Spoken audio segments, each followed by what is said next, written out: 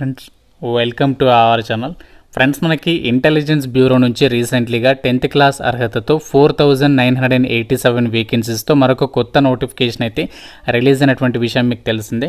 అన్నీ కూడా permanent central government ఉద్యోగాలు. Telangana and Andhra Pradesh male and female అందరూ కూడా అప్లై అయితే చేసుకోవచ్చు. నేను ఆల్రెడీ కంప్లీట్ డీటెయిల్స్తో నోటిఫికేషన్ గురించి క్లియర్గా ఎక్స్ప్లెయిన్ చేశాను. సో ఇంకా వీడియో చూడని వారు ఇక్కడ మీకు పైన కార్డ్స్లో లింక్ ఇస్తున్నాను. అలాగే మన ఛానల్లో కూడా ఉంటుంది. ప్రతి ఒక్కరు కూడా ముందుగా ఇక వీడియో చూస్తే మీకు అన్ని డీటెయిల్స్ తెలుస్తాయి. Selection process, age limit and అన్నీ కూడా. సో ఈ వీడియోలో ఏంటంటే ఈ జాబ్స్కి సంబంధించి మీరు మొబైల్లోనే ఎలా అప్లై చేయాలి, step by step application process చెప్పబోతున్నాను. అండ్ మెయిన్ ముఖ్యంగా ఏంటంటే చాలామందికి డొమైషియల్ సర్టిఫికేట్ ఎలా తీసుకోవాలో తెలియదు. అది కూడా మీకు ఈ వీడియోలో క్లియర్గా ఎక్స్ప్లెయిన్ చేస్తాను. అండ్ ఫోటో సైన్ అనేది ఎలా అప్లోడ్ చేయాలి అన్నీ కూడా క్లియర్గా స్టెప్ బై స్టెప్ చెప్తాను. కాబట్టి ప్రతి ఒక్కరు కూడా వీడియోని లైక్ చేసి అందరూ కూడా వీడియోని లాస్ట్ వరకు చూసే ప్రయత్నం అయితే చేయండి. మరీ రిక్వెస్ట్ చేస్తున్నాను, ప్రతి ఒక్కరు కూడా లైక్ చేసి ఒక చిన్న సపోర్ట్ ఇవ్వండి. మీ ఫ్రెండ్స్ కూడా షేర్ చేయండి ఒక వీడియో, సో దట్ వాళ్ళకు కూడా చాలా హెల్ప్ అవుతుంది. ఛానల్ని సబ్స్క్రైబ్ చేసుకుని వీడియోని లాస్ట్ వరకు చూసే ప్రయత్నం చేయండి.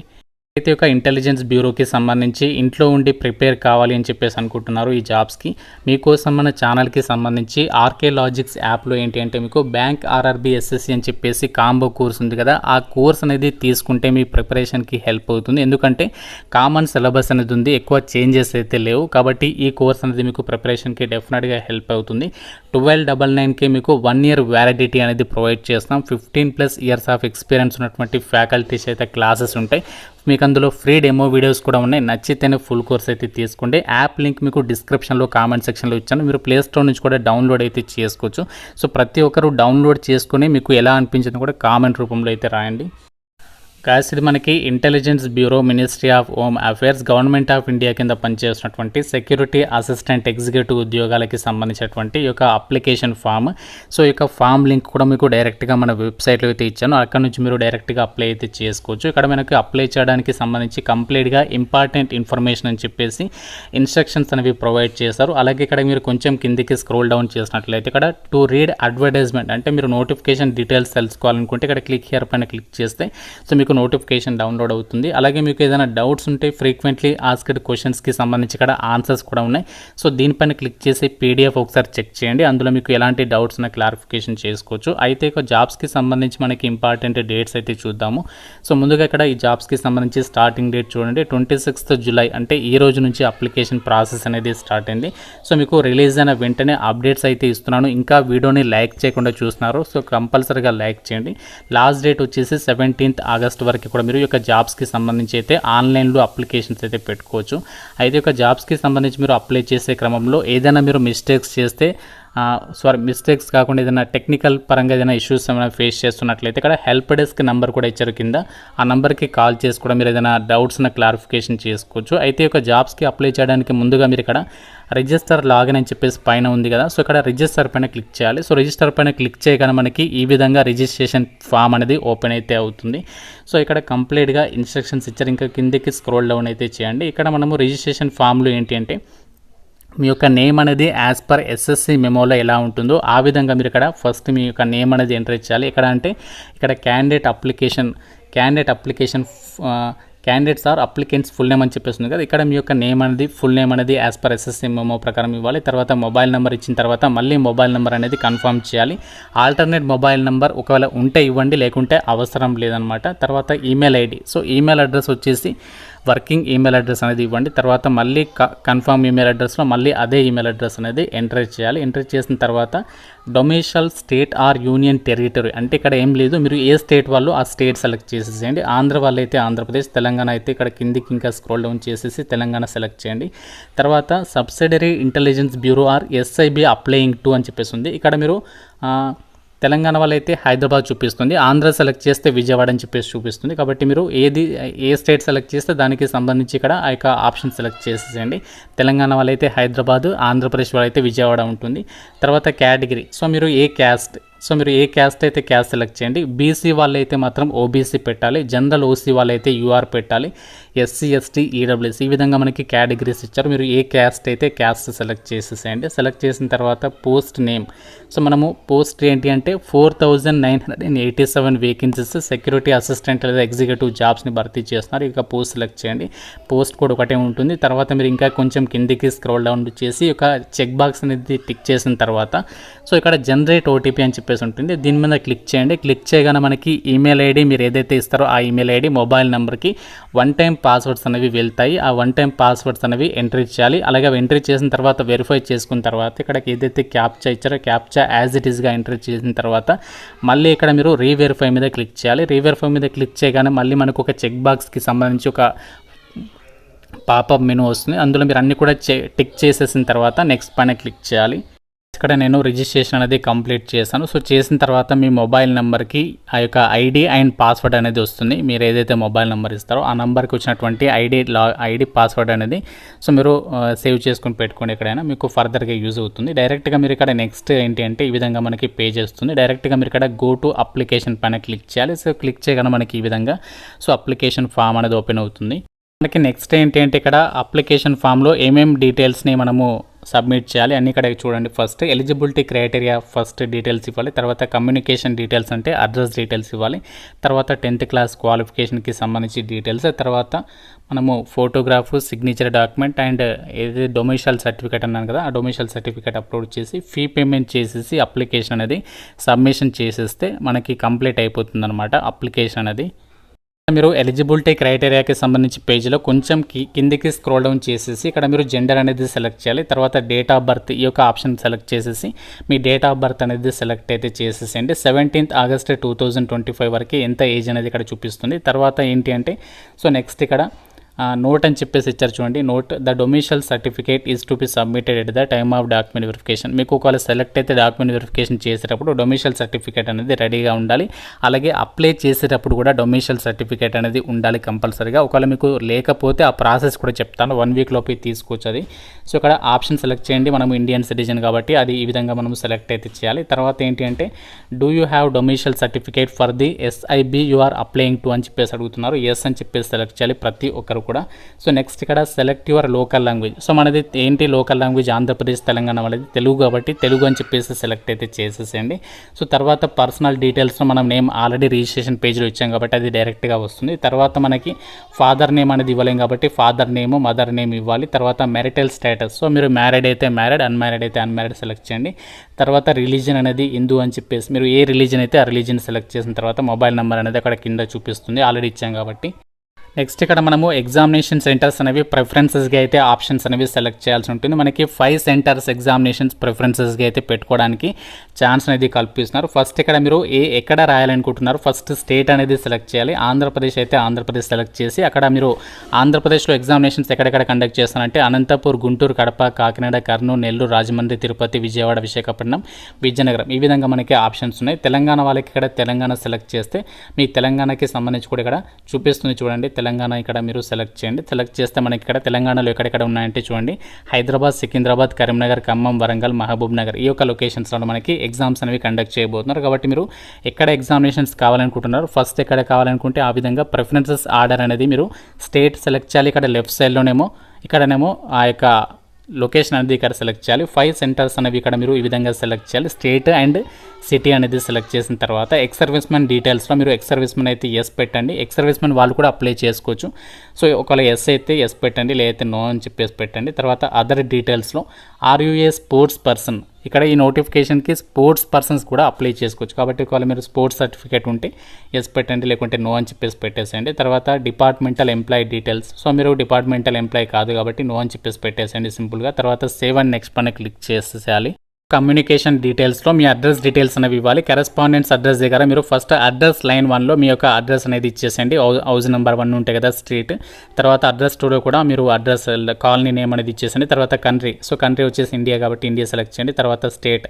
సో మీరు ఏ స్టేట్ అయితే ఆ స్టేట్ సెలెక్ట్ చేయండి. తెలంగాణ అయితే తెలంగాణ. తర్వాత నెక్స్ట్ సిటీ సంబంధించి లేదా డిస్ట్రిక్ట్ సెలెక్ట్ చేయండి. మాది నిజామాబాద్ కాబట్టి ఇక్కడ సో ఇక్కడ నిజామాబాద్ అని చెప్పేసి పెడుతున్నాను. తర్వాత నెక్స్ట్ ఏంటంటే మీ పోస్టల్ కోడ్ లేదా పిన్ కోడ్ ఇచ్చేసి తర్వాత పర్మనెంట్ అడ్రస్ కరస్పాండెన్స్ అడ్రస్ ఒకటే అయినట్లయితే ఎస్ సెలెక్ట్ చేసేసి సో మీరు ఏదైతే డీటెయిల్స్ ఇచ్చారో అవన్నీ కూడా కింద అయితే రావడం అయితే జరుగుతుందన్నమాట. మీరు పైన ఇచ్చిన డీటెయిల్స్ అన్నీ కూడా కింద వచ్చేస్తాయి డైరెక్ట్గా. సో తర్వాత ఏంటి అంటే డైరెక్ట్ సేవ్ అండ్ నెక్స్ట్ పైన క్లిక్ చేసేసేయాలి. క్వాలిఫికేషన్ డీటెయిల్స్లోకి అయితే వచ్చేస్తాం. సో అక్కడ క్వాలిఫికేషన్ డీటెయిల్స్లో వచ్చేసి మీరు ఇక్కడ first matriculation 10th class details అనేవి ఇవ్వాలి.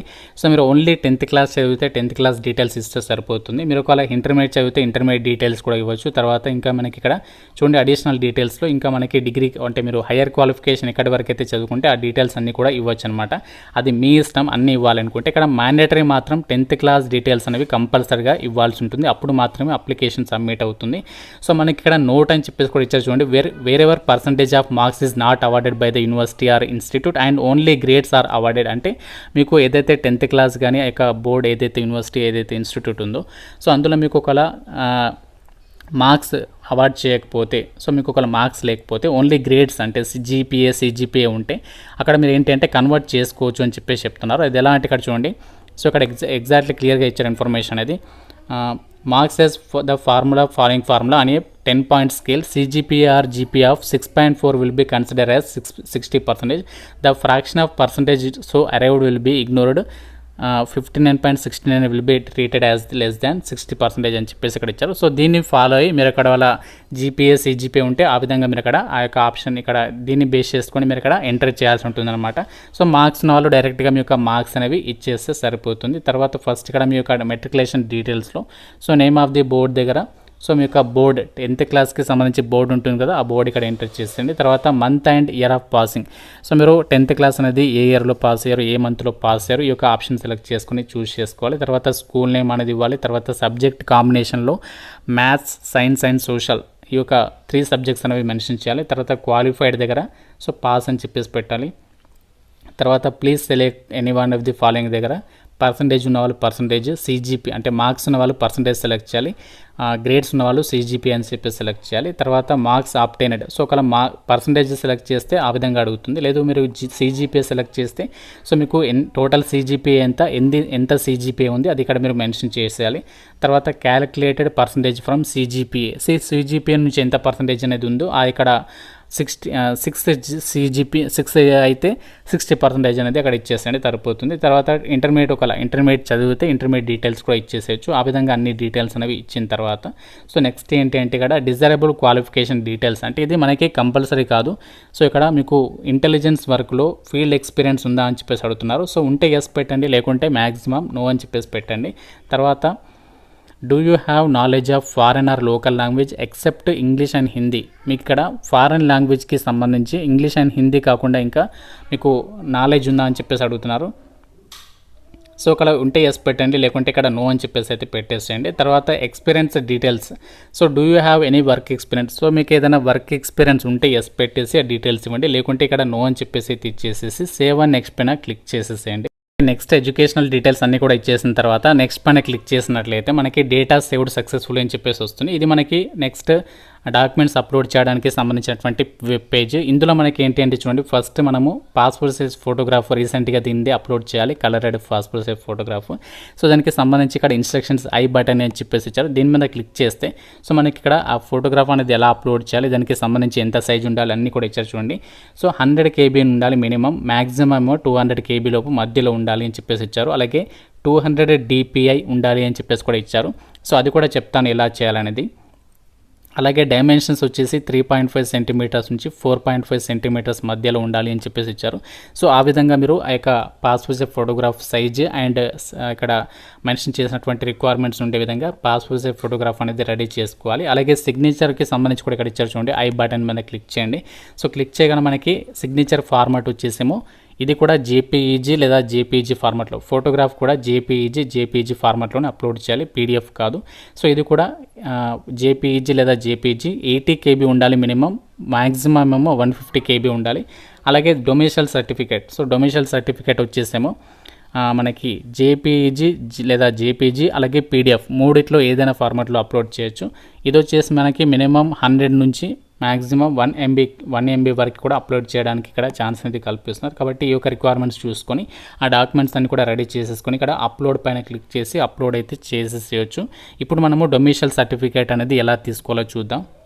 చాలామంది డొమిషియల్ సర్టిఫికేట్ గురించి అడుగుతున్నారు. సో డొమిషియల్ సర్టిఫికేట్ అంటే ఏం లేదు, సింపుల్గా మీకు నివాస ధృవీకరణ పత్రం అని చెప్పొచ్చు. అదే మనకి రెసిడెన్షియల్ సర్టిఫికేట్.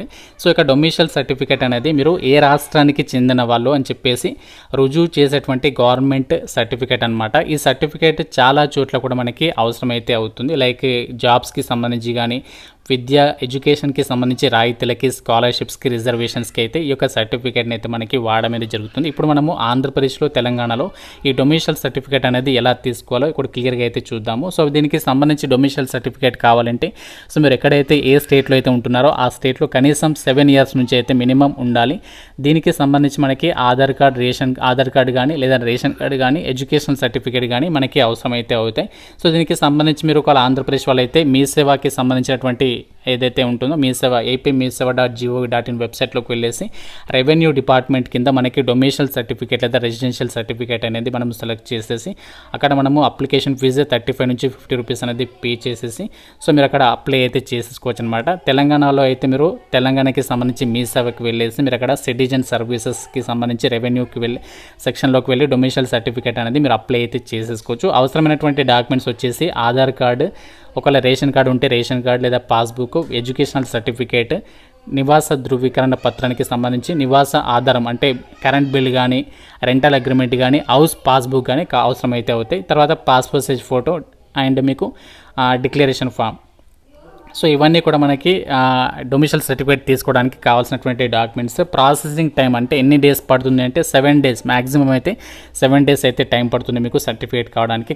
కాబట్టి మీకు డొమిషియల్ సర్టిఫికేట్ అనేది ఒకవేళ లేకపోతే మాత్రం, ఒకవేళ వ్యాలిడిటీ లాస్ట్ ఇయర్ అప్లై చేసి వ్యాలిడిటీ ఇంకా ఉంటే అది అప్లోడ్ చేయండి. ఒకవేళ లేకపోతే మాత్రం ఫ్రెష్గా అయితే తీసుకోండి. సో తీసుకొని మీరు అప్లై చేయడానికి అయితే ట్రై చేయండి. చాలామందికి photograph and signature documents upload చేసేటప్పుడు ఎర్రర్స్ అయితే వస్తూ ఉంటాయి. అంటే మనకి పర్ఫెక్ట్ సైజు ఉన్నా కూడా కొన్నిసార్లు ఏంటంటే ఆ యొక్క మనకి ఇచ్చినటువంటి రిక్వైర్మెంట్ ప్రకారం సైజ్ లేకుంటే ఏంటంటే ఎర్రర్ వస్తుంది. అప్పుడు ఏం చేయాలంటే మీరు ఇక్కడ iamresizer.comకి సంబంధించి వెబ్సైట్లోకి వచ్చేసేయండి. వచ్చేసిన తర్వాత ఇక్కడ మనము ఏదైతే సైజ్ అనేది చేంజెస్ చేయాలనుకుంటున్నారో ఇక్కడ మీరు డైరెక్ట్గా సెలెక్ట్ ఇమేజ్ పైన క్లిక్ చేసేసి దాన్ని మనము చేంజెస్ చేసుకోవచ్చు అనమాట. ఇక్కడ మీరు సెంటీమీటర్స్లో ఇచ్చారు కాబట్టి అక్కడ సెంటీమీటర్స్ అని సెలెక్ట్ చేసేసి మీకు అక్కడ సైజ్ ఇచ్చారు కదా 3.5 అని చెప్పేసి ఆ విధంగా సెలెక్ట్ చేసేసి సో మీరు డైరెక్ట్గా ఇమేజ్ అప్లోడ్ చేసిన తర్వాత ఇక్కడ JPG ఫార్మాట్ సెలెక్ట్ చేసి డైరెక్ట్గా మనకి ఇక్కడ డౌన్లోడ్ పైన క్లిక్ చేస్తే మీకు డైరెక్ట్గా అది డౌన్లోడ్ అయితే అయిపోతుంది అనమాట. సో ఆ విధంగా మీరు ఇక్కడ నుంచి సెట్ చేసుకొని మీరు అప్లోడ్ అయితే చేసేయచ్చు. కాబట్టి ఈ విధంగా మీరు ఏంటి అంటే ఫోటోగ్రాఫ్, సిగ్నేచర్ అనేది పర్ఫెక్ట్గా ఇక్కడ నుంచి సెట్ చేసుకొని అప్లై అయితే చేసేసుకోండి. ప్లస్ మనకి నెక్స్ట్ ఏంటి అంటే మీరు డాక్యుమెంట్స్ అనేవి అప్లోడ్ చేసిన తర్వాత మనకి ఫైనల్గా ఫీ పేమెంట్ అనేది చేయాల్సి ఉంటుంది. మనకి ఫీ అనేది లాస్ట్ స్టెప్ అనమాట.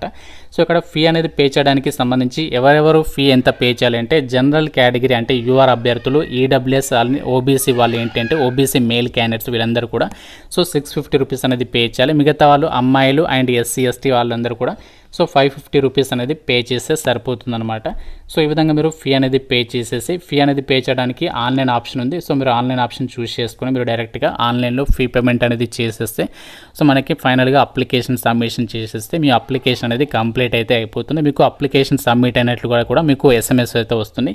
సో ఇలా మీరు ఈ యొక్క జాబ్స్కి సంబంధించి అయితే అప్లికేషన్ అనేది కంప్లీట్ అయితే చేసేయచ్చు. మీకు అన్ని డీటెయిల్స్ని కవర్ చేస్తాను కాబట్టి ప్రతి ఒక్కరు కూడా ఎవరైతే ఈ యొక్క వీడియో ఇంతవరకు లాస్ట్ వరకు చూస్తారో డెఫినెట్గా నాకు కామెంట్ రూపంలో రాయండి. ఎవరైతే లాస్ట్ వరకు చూస్తారో నేను లాస్ట్ వరకు చూస్తానని చెప్పేసి కామెంట్ రూపంలో తెలపండి. కంపల్సరీగా వీడియోని అయితే లైక్ చేయండి. మీకోసం ఎంతో ఎఫర్ట్స్ పెట్టి ఒక అప్డేట్స్ అయితే ఇస్తున్నాను. సో ఇంకా మీకు ఈ యొక్క అప్లికేషన్ ప్రాసెస్లో ఏ చిన్న డౌట్ ఉన్నా కూడా నాకు కామెంట్ రూపంలో అడగండి. డెఫినెట్గా వీడియోని లైక్ చేసి షేర్ చేయడం అయితే మర్చిపోవద్దు. ఛానల్ని సబ్స్క్రైబ్ చేసుకోండి. Thank you so much guys.